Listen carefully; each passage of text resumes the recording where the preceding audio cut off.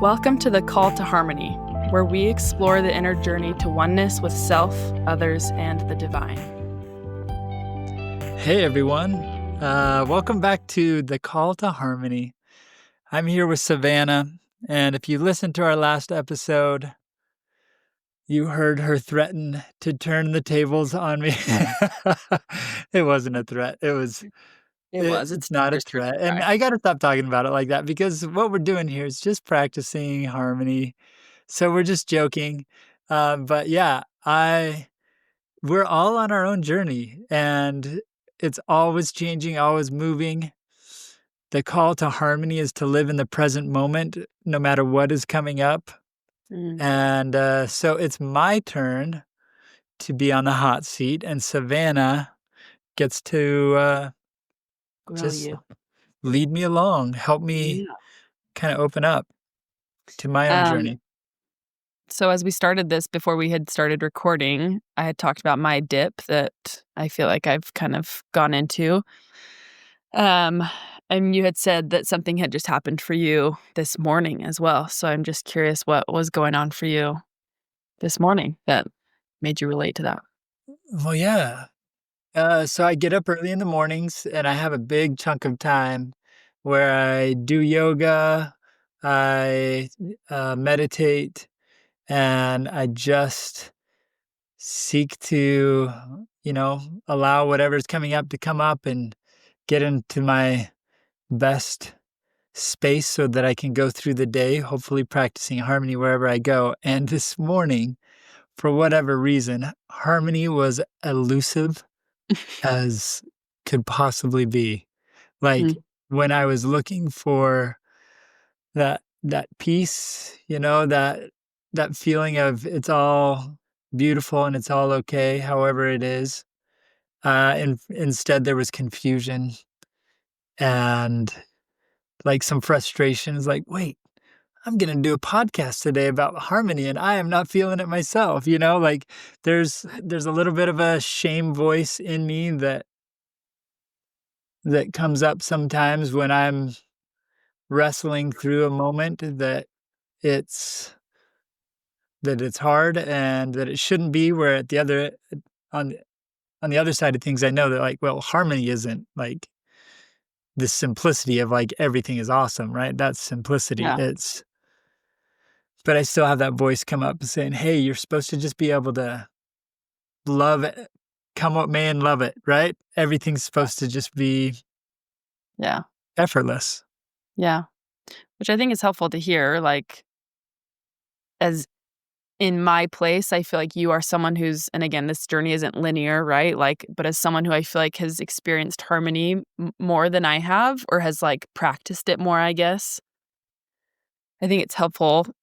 Obviously, it doesn't feel good, I'm sure, for you, but like to know that you still are, again, you're still constantly having to practice. And sometimes when you practice, you don't dribble good or whatever, like to Mhm. relate it to sports, like you still have, the shame voice that comes in, or maybe this kind of longing for a more simplistic way of things, right? But that there's still, I mean, what you just said, like you're still feeling some confusion and maybe some frustration and shoulding yourself of like, well, I should, this or that, or shouldn't, or whatever it might be. So I think it's helpful to know that, and just reiterating that the practice is so important because no one just is in harmony permanently. Like we have to constantly be doing things to find and hopefully have harmony come to us, like you've said before. So Yeah.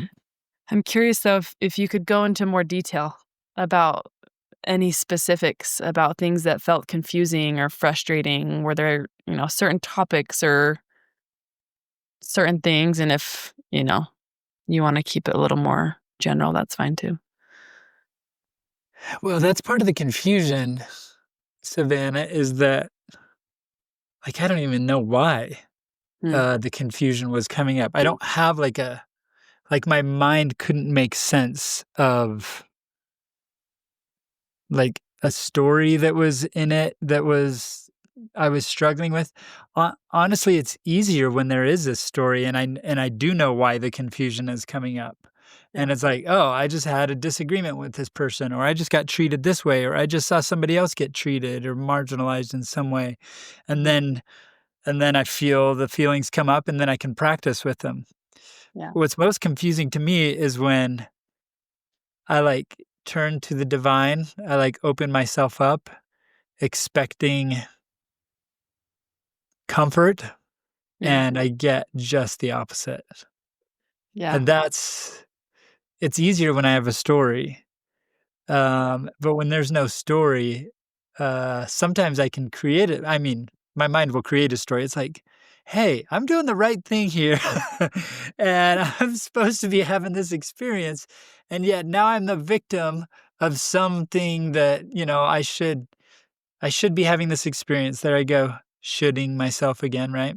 Mm. I should be having this experience, but I'm not, and so those are those are real and those are common, and those are part of the journey too. Yeah. Just trusting that whatever is coming up is what needs to be coming up. Yeah. So when you were feeling that stuff come up today, right? Like you or whenever this morning still, Yeah, right? Just yeah. kind of opening yourself up, to have a certain, having this expectation of what was supposed to happen or what you maybe would have should have felt and it was the opposite like you said. What was that like for you feeling like you were opening up and trying and had an expectation and hoping for something and then it didn't just not happen, it was just the opposite of that. Like, how did that feel for you? Well, feels really crummy. It feels, for me, I have this I don't know what to call it, but I have this recurring feeling that comes up. Sometimes I just call it the ick. I don't know if that's it's Little night just like days, yeah. flooded and yeah, just this uh my whole system just gets flooded with the ick. The reason why I call it the ick because I don't have any other words for it. It just feels like sludge. It Mm, just feels like a opaque, gooey mess yeah, that like tarry substance that's coming up in my body that is like what direction is out of yeah, this?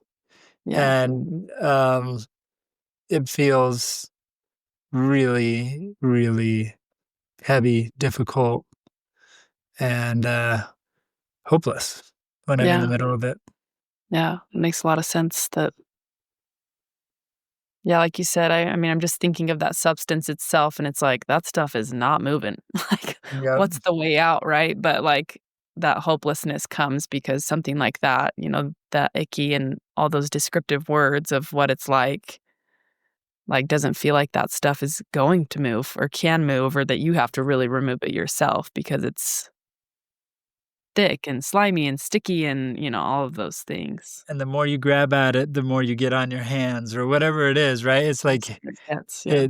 it's uh yeah, the deeper it gets. It's like am I Harry Potter? Is it the first one when they're in the weed that the more you struggle, the more it wraps itself around you?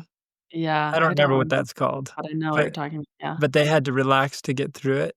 It yeah, just feels like that, and yet all of my impulses and instincts are to struggle yeah, when I'm in that spot. yeah, And my struggle looks like this. Okay, I'm going to use this technique. No, I'll use this technique. No, I'll try this one. And so I cycle through these different techniques that I use, meditative techniques or embodiment techniques or stillness practices or whatever. And the more that those techniques, I'm using those to resist, the more I get stuck in the mud, in the mm, sludge. yeah. I wonder what you have to share about that just because, in the last episode, um, you walked us through a practice, right? And it was helpful for me, I think, to some degree, but, maybe using one of those tools, one of those meditative practices to kind of, manage with some of the feelings or thoughts that I was having. But let's see how I can phrase this. Like, how would you all of those things weren't really working for you, right? Like, it was kind of causing more of a struggle and not letting you move through it rather than helping. So that must feel frustrating. 'Cause you're like, "Hey, these are my tools to practice harmony." Or maybe it's been used in that way, right? And it didn't do that for you today. Right. And I mean, as I say it out loud, I can see the the issues with it, right? Yeah. Is that I was using the tools to resist, Mm, and resistance is what's causing the issue. yeah. And there's a term, have you ever heard the term spiritual bypassing? Spiritual bypassing is just when we use spirituality in order to escape our feelings, our experience, the present moment. Huh. And sometimes that's what meditation becomes, right? Is a way to escape the reality of life rather than um, real spirituality. I mean, Michael Singer says the highest spiritual path is life itself. Mm, And spirituality is intended to expand our ability to accept whatever comes up.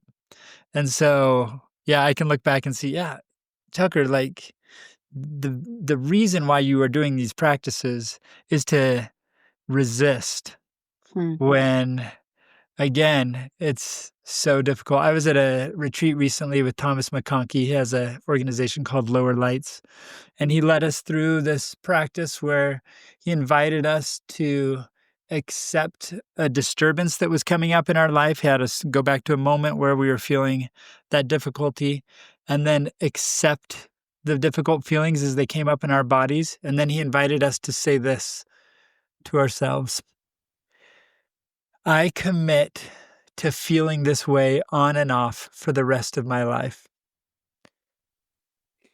And this is the second time I'd been to a retreat where he had us recite that to ourselves. The first time I went to the retreat and heard that phrase, I was like, "No!" Like, there's something primal and deep within was like, "I am at this retreat paying good money, so I do not have to go through this off and on for the rest of my life." Yeah. And this more recent time, I knew it was coming, so I was like, "Yeah, I know. It's all about acceptance." Mm, And, there's a paradox here where, all of us want salvation, all of us want enlightenment, all of us want to be free, liberated, to be full of love of the spirit, to live in harmony. mhm. And the paradox is, harmony isn't a place that we get to where we are free from disturbance. Harmony is the experience of accepting all disturbance and Mm. then finding freedom through the acceptance. Wow. And that doesn't sound as appealing as the one that's like, "Oh, so, like, you don't have any problems anymore?" Or you don't have any disturbances coming up, or you don't have any challenges, right? That one sounds nice, and I think we could get people to pay a lot of money and, like, sacrifice a lot of things in order to be guaranteed that. For sure. But as we look at people that were in harmony, I mean, was Jesus's life free from disturbance? No, Was I mean, think of anybody that you know or have read about or have perceived. Was Buddha's life free from difficulty and disturbance? I mean, look at all these people that have made the biggest mark on the earth because of the harmony that they were coming from. Gandhi, and you've got, yogi masters and Buddhist monks and nuns and priests and religious leaders that were coming from a place of harmony. Their lives weren't free from disturbance, but yeah. they were free of resistance. Mm, That's harmony. yeah. And so, anyway, I've been talking a lot here, Savannah. Thanks for letting me talk myself through this. uh, I have not much to offer, but I am listening. But I think that's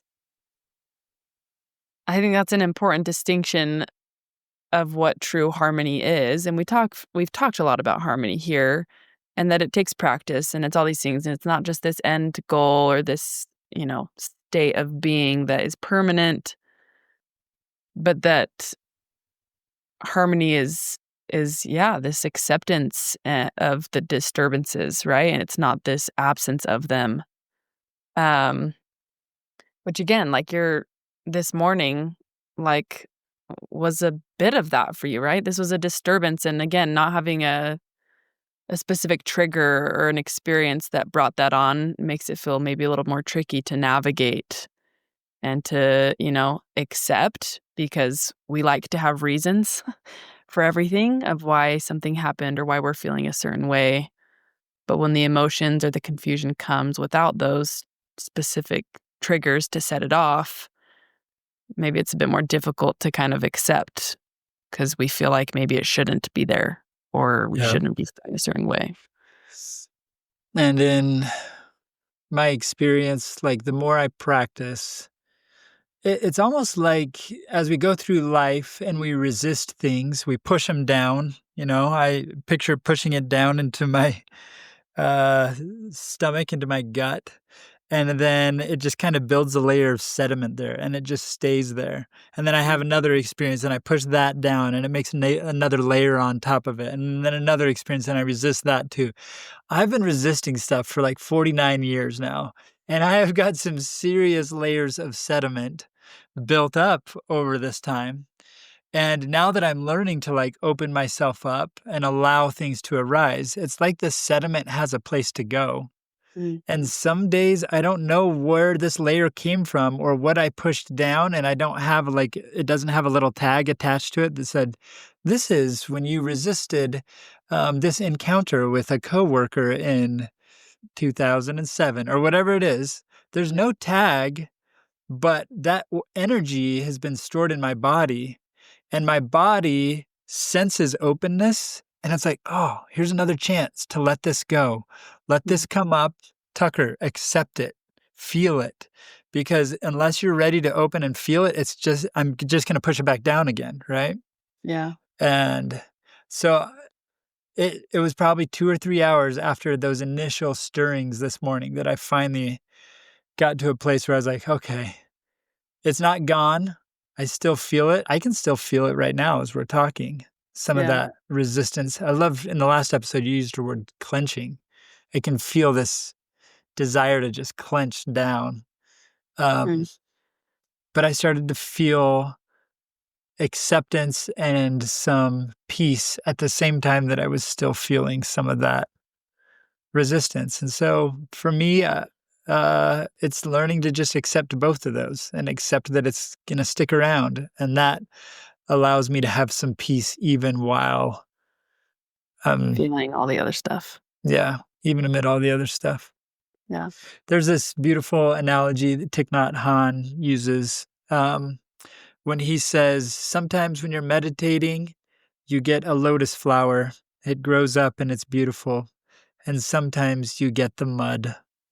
Mm, But that's what the lotus flower grows out of. mm. And so as we practice harmony, which I'm still practicing, as we practice, we learn to turn the mud into a lotus flower. Without this mud, without the opportunity to resist, there isn't the opportunity to accept and have peace grow out of it. Yeah. Well, the disturbances are necessary for harmony to even exist. Yep. There you go. Wise Savannah. The truth is hard to hear. It is, isn't it? It It sure is. is. But it's also, I think I'm feeling a little bit of maybe hope is the word, I don't know, or just relief that the goal isn't to remove all disturbances because that can feel very overwhelming. Like, there's Yeah. no way this is ever gonna end, so I can see the peace that might come with accepting disturbances, right? And recognizing that I will flow in and out of these things, this process for the rest of my life, which is, again, a hard pill to swallow, but it's also a hard pill to swallow of figuring out, okay, you gotta figure out how to get rid of all these disturbances, but it's like, it's impossible. There's too Yeah. many people around.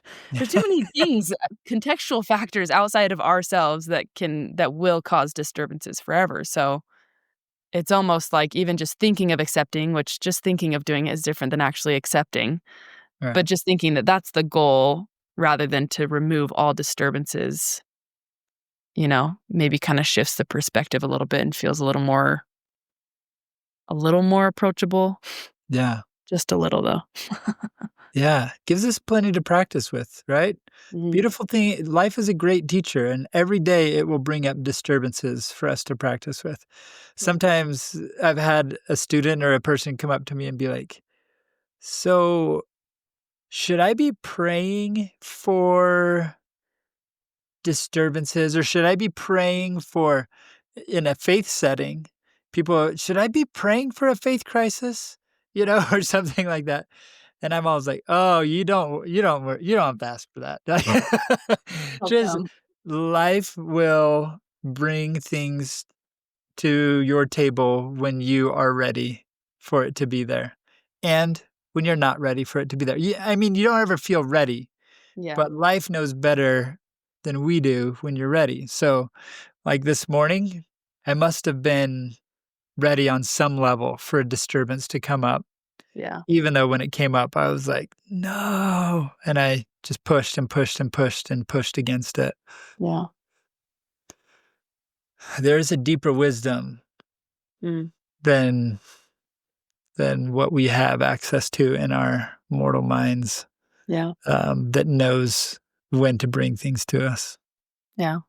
Well, and like you said in the last episode, I think that's life and, you know, divinity, whatever that looks like for whoever's listening, and also our bodies. I think, Yeah. like you were saying, you know, my wise body, which again makes me kind of laugh, but at the same time, I'm like, no, it's true. I think that, there's the book, The Body Keeps the Score. Yeah. Um, and I think that we're very unaware of how much our body is tracking everything that's going on you know, and our body will talk to us, and give us signs and signals of different things. So I think it's super helpful to just know that there is wisdom inside of us, outside of us, Mhm. that exists that will force or guide us through Yeah. this journey we call life. Yeah. Well, thank you for sharing your experience this morning. Yeah, you bet. Hopefully it's helpful on some level. For me, I come back to I was just picturing people that or examples that come up to my mind of being able to stay in harmony as the resistance comes up. And this morning I was thinking of Jesus in his last 24 hours, Mm, starting in Gethsemane, going to trial on the cross, and just all the disturbances that came up, right? Being arrested, and yeah, he just stays in harmony, yields, being blindfolded and beaten and spit on and whipped and nailed to a cross, and just watching his response, forgive them, and they know not what they do, turning to compassion. mm, John, behold thy mother, turning to the thieves that were being crucified by him. Jesus was just living in the present moment, allowing whatever came up to come up, and whether it was pleasant or unpleasant, welcomed it. yeah, And yeah, that's what we're practicing, right? We don't have to be there now, mm, but every little time that something unpleasant comes up, it's another chance for us to follow Jesus, yeah, to follow the divine that is saying, hey, there's something more wise than your will here. Just accept, yeah. and harmony, uh, harmony will Come to you. come to you. Yeah. We're not earning something, we're just accepting it. Mm, I love that. Thanks for sharing, Tucker. Yeah, you bet. Thanks, Savannah. This has been this has been good for me. I feel more at peace with my experience this morning and less resistance, Mm. more willing to accept whatever is coming. So I appreciate that. Thank you. Yeah, of course. Thanks everyone for listening too. Thanks. We will However catch that you is. next time. Thank you. Thank you. See ya. Thank you for listening, and we hope you will join us next time on The Call to Harmony.